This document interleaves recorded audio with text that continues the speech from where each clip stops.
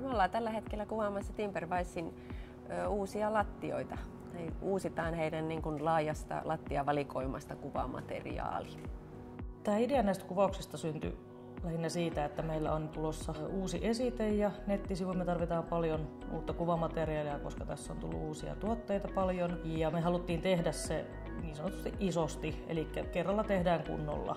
Silloin kun Laura otti mun yhteyttä ja mä kuulin, että Susanna on ehdolla stylistiksi, niin mä tää loksahti. Mä ajattelin, että okei, että mä en ole Susannan kanssa aikaisemmin tehnyt töitä, mutta tietysti seurannut hänen uran kehittymistä ja mä olin tosi mielenkiinnolla lähin tähän ja ajattelin, että meillä voisi oikeasti synkätä tosi hyvin. Niin meillähän on tässä tämmöinen niin kuin Lauran hienosti rakentama Dream Team, eli meillä on minun lisäksi Johanna Laajisto ja sitten Mikko Ryhänen, joka ottaa valokuvat. Ja Timberwisein puolelta meillä on tosiaan 3 miestä rakentamassa. Sitten on minun assistentti Pinja Forsman.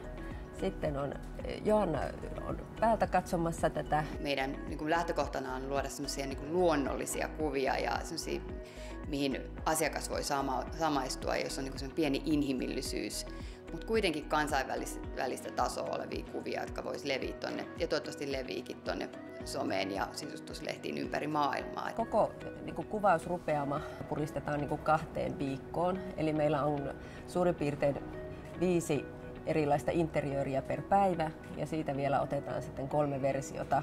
Eli tietenkin meidän pitää kuvia tuottaessa ottaa huomioon, että me otetaan pystykuvaa ja me otetaan vaakakuvaa. Nettiin pystyy enemmän katalogin ja sitten lähikuvaa, josta näkyy puun syyt ja tarkemmat kuviot. Mä oon luonut kuvauslinjoja, me ollaan mietitty yhdessä niitä eri tyylisuuntia ja sen mukaan sitten Susanna on tehnyt näitä kuvaussuunnitelmia. Ollaan kommentoitu niitä ja palloteltu ja sitten loppukädessä myös valokuvaa ja varmasti vaikuttaa sitten kokonaisuuteen. Klassista, aikaa kestävää, kansainvälistä tyylisuuntaa näihin kuviin, jotta niitä voidaan käyttää samalla kertaa ympäri maailmaa ja mielellään useamman vuoden ajan. Yhtä kauan kuin lattioita, niin pitää meidän kuvienkin kestää.